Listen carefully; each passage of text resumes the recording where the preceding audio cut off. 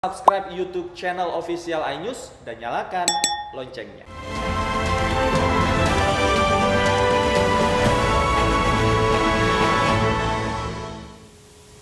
Pemirsa, aksi tawuran antar kelompok pemuda di Kota Makassar masih saja terjadi di bulan Ramadan. Akibatnya, aktivitas warga yang baru menunaikan sahur dan salat subuh terhambat.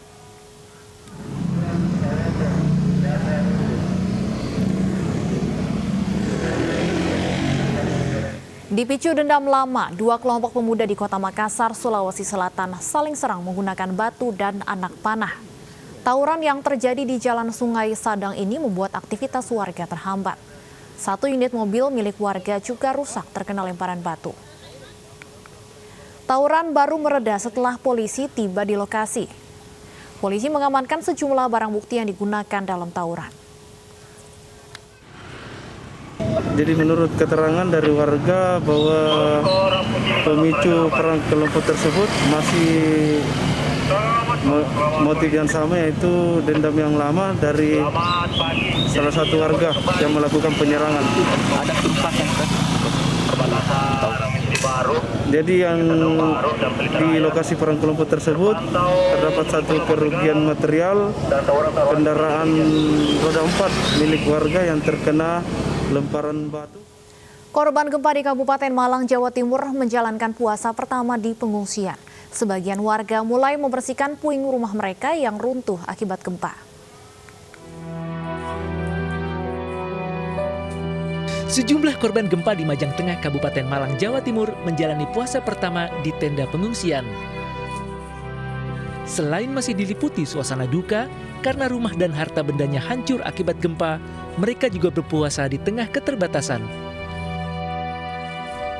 Hanya tenda pengungsian dan tempat beristirahat ala kadarnya tempat mereka berteduh. Meski berpuasa, mereka tetap berupaya membersihkan puing rumah mereka yang roboh serta mengais sisa harta benda yang tertimbun akibat gempa sebesar 6,1 magnitudo. Tapi puasa sekarang aman, Mbak ya? Maksudnya puasa aman semua, lancar. Juga tadi sahur bareng-bareng sama warga-warga yang ada di tenda. Para korban gempa berharap ada bantuan dari pemerintah maupun dermawan agar mereka dapat mendirikan rumah yang layak. Dari Kabupaten Malang, Jawa Timur, Saif Hajarani, iNews melaporkan. Gubernur Jawa Timur Kofifa Indar Parawansa melaksanakan salat tarawih perdana di Masjid Al-Akbar Surabaya bersama ribuan jemaah lainnya. Pelaksanaan salat tarawih menerapkan protokol kesehatan ketat.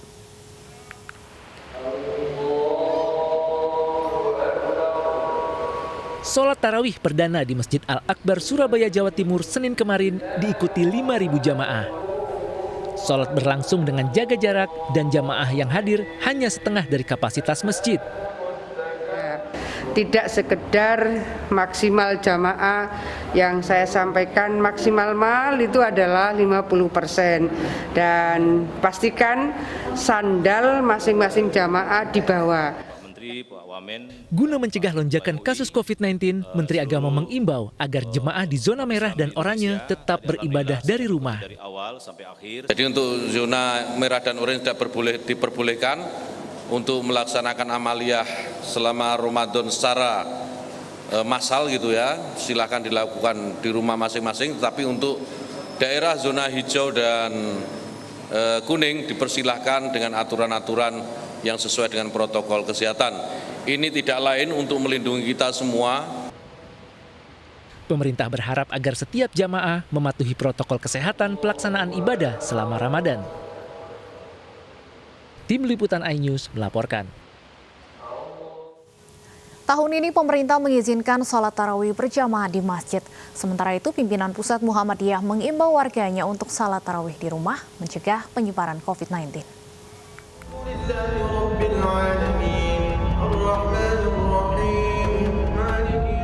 Meski pemerintah mengizinkan sholat tarawih berjamaah di masjid selama pandemi COVID-19 dengan protokol kesehatan ketat, namun pimpinan Pusat Muhammadiyah justru menganjurkan warganya untuk menjalankan ibadah Ramadan tahun ini dari rumah. Melalui surat edaran, Muhammadiyah juga tidak melarang jika ada warganya yang beribadah di masjid dan musola, asalkan memenuhi protokol kesehatan. Terkait dengan ibadah sholat tarawih, sebaiknya diselenggarakan di rumah masing-masing. Akan tetapi kalau situasinya memungkinkan, daerahnya aman, maka pelaksanaan sholat tarawih dapat dilaksanakan di musola atau di masjid dengan mengikuti protokol kesehatan. Epidemiolog Triunis juga menganjurkan masyarakat sholat tarawih di rumah karena angka positif COVID-19 meningkat dibandingkan tahun lalu. Seharusnya justru Ramadan kali ini ya digunakan untuk berdiam di rumah. Jadi saatnya lah semua umat Islam di Indonesia yang pada prinsipnya 80% dari penduduk Indonesia berdiam di rumah, melakukan ibadah-ibadah di rumah, supaya benar-benar terjadi pembatasan sosial besar-besaran. Triunis meminta masyarakat untuk menerapkan protokol kesehatan secara ketat selama sholat tarawih di luar rumah. Tim Liputan iNews melaporkan. Lantas bagaimana sebaiknya beribadah di era pandemi ini? Untuk membahasnya sudah bergabung bersama kami Ketua Majelis Ulama Indonesia, Holil Nafis. Assalamualaikum, selamat sore Pak Holil. Waalaikumsalam, selamat sore Mbak Stefani dan seluruh pendengar iNews sore dimanapun berada. Baik, Pak Holil, kita lihat kemarin antusiasme tarawih perdana ini luar biasa sekali ya, meskipun tetap dengan sejumlah ketentuan, 50% kapasitas, harus jaga jarak, durasi juga dipersingkat. Bagaimana kemudian kita bisa tetap hikmat dan khusyuk dalam beribadah walaupun tetap menerapkan protokol kesehatan? Ya, ini kan pengalaman kedua di bulan Ramadan ini. Tahun lalu kita sudah mengalaminya yang mungkin lebih mengkhawatirkan karena belum ada sebagian yang divaksinasi dan juga zona merah lebih banyak daripada yang sekarang. Nah, dengan keluarnya surat edaran di Kementerian Agama, MUI pun juga mengeluarkan pedoman panduan ibadah di bulan Ramadan. Di bulan Ramadan ini tentu masih mengacu kepada fatwa nomor 18 tahun 2020 dan juga bagaimana kondisi yang seperti sekarang ini. Artinya masih terbagi pada 3 zona. Di zona yang merah tentunya kita berharap bisa lebih banyak di rumah. Kalau toh ke masjid menggunakan protokol kesehatan, dijaga jaraknya ya, jangan sampai berkerumun. Begitu juga ketika berinteraksi pun juga tetap menggunakan masker dan jangan lupa selalu cuci tangan. Dan yang benar juga pakai maskernya, bukan di bawah mulut ya, itu kan tidak efektif. Nah, di zona yang oranye tentu tetap menggunakan protokol kesehatan. Di zona yang hijau, saya lebih banyak melihat di kampung-kampung yang tidak interaksi dengan luar dan luar tidak masuk ke dalam kampung itu sudah lumayan aman. Bahkan mereka sudah lebih interaksi. Saya berharap bisa softnya itu bisa rapat, tetapi setelah sholat bisa renggang kembali. Tapi itu di zona yang hijau yang sudah memang jelas-jelas oleh pihak berwenang dan kompeten yaitu medis menyatakan tidak ada pandemi COVID-19 di sana. Baik, Pak Holil, kemarin juga MUI mengeluarkan anjuran terutama untuk masjid kecil yang sirkulasi udaranya kurang memadai supaya sholat dipercepat dan agar jemaah jangan berlama-lama di masjid. Nah, baiknya ini apakah kemudian kita tetap melakukan sholat di masjid tapi dipercepat atau sholat di rumah saja tapi bisa dengan durasi yang lebih lama? Kalau saya melihatnya dari anjuran ini, artinya kami MUI melihat dari anjuran ini untuk menyatakan di masyarakat yang masih zona merah, kemudian masjidnya kecil, kalau sekiranya ragu untuk datang ke masjid ya di rumah saja. Kalau toh mau ke masjid ya tentu mengikuti protokol kesehatan. Artinya kondisi sekarang tidak ada yang dilarang ke masjid. Kondisi sekarang tidak ada yang dicegah ke masjid, semua bisa ke masjid. Hanya saja tetap harus waspada bahwa di masjid yang kecil, yang tak mungkin lagi kita bisa menghindari berkerumun, interaksinya tidak lagi bisa dibikin jarak, maka lebih baik di rumah saja. Saya masih mengalami beberapa minggu lalu khutbah Jumat di daerah Jakarta Timur, itu ketika saya masuk, Masya Allah, itu rapat. Saya menganjurkan gimana orang udah pada masuk semua. Ya, ada sebagian di antara kita ini sekarang sudah mulai lengah. Saya selesai sholat, saya langsung pergi saja. Diajak interaksi saya sudah nggak mau. Karena apa? Saya harus menjaga dan saya menyampaikan kepada takmirnya, tolong besok-besok patuh terhadap protokol kesehatan. Nah, ini juga kasus yang seperti ini perlu juga disampaikan kepada umat, maka melalui seruan MUI yang kecil, hendaklah kalau memang tidak bisa menghindari, kemudian takmir tidak bisa tegas untuk melaksanakan protokol kesehatan, para masyarakat sekitar masjid tidak usah ke masjid, di rumah saja. Kenapa? Daf'ud doror itu, daf'ul mafasid, muqaddamun ala jalbil masalih. Menolak keburukan didahulukan daripada mendapatkan kemaslahatan. Jadi menolak keburukan tertular pandemi karena kita tidak tahu siapa yang terkena, lebih baik daripada kita melaksanakan sholat sunnahnya tarawih. Tentunya kita menjaga hifdzun nafsi, menjaga jiwa itu adalah wajib. Sementara tarawih itu hukumnya sunat, maka lebih dahulukanlah kita untuk menjaga atau melaksanakan yang wajib itu. Itulah himbauan dari MUI dalam kondisi tertentu. Baik. Sehingga kami berharap kerjasama dengan masyarakat, bekerjasama dengan aparat untuk ikut tegas melaksanakan protokol kesehatan. Pak Holil, kalau kasusnya kemudian ada jemaah berasal dari zona merah, tapi dia ingin sekali melaksanakan ibadah di masjid sehingga rela bepergian memaksakan diri mencari masjid di zona hijau. Ini imbauannya seperti apa dari MUI? Ya silahkan, kita memang lebih afdol ya, kita sholat di masjid terdekat dari kita, lebih utama. Tapi tidak dilarang ketika kita mencari masjid yang lebih nyaman, masjid yang lebih melaksanakan protokol kesehatan. Sekarang kita melihat kalau di kota-kota itu kan di masjid yang fasilitasnya bagus, ruangnya terbuka, bisa physical distancing, itu tentu lebih dicari. Apalagi tempat itu juga melaksanakan protokol kesehatan dan juga aspek kesehatan termasuk kebersihan. Itu sudah biasa kalau di kota-kota besar seperti di Jakarta ini menjadi tumpuan orang seperti itikaf, orang ibadah gitu. Itu boleh-boleh saja, apalagi di masjid terdekat tidak melaksanakan protokol kesehatan. Kalau dalam keadaan normal tentu adalah masjid terdekat yang lebih baik untuk kita datangin.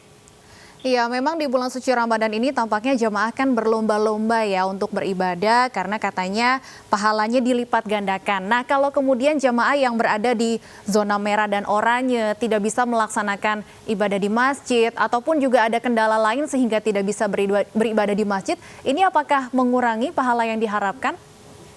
Kita niat saja kebaikan itu oleh Allah sudah diberi pahalanya.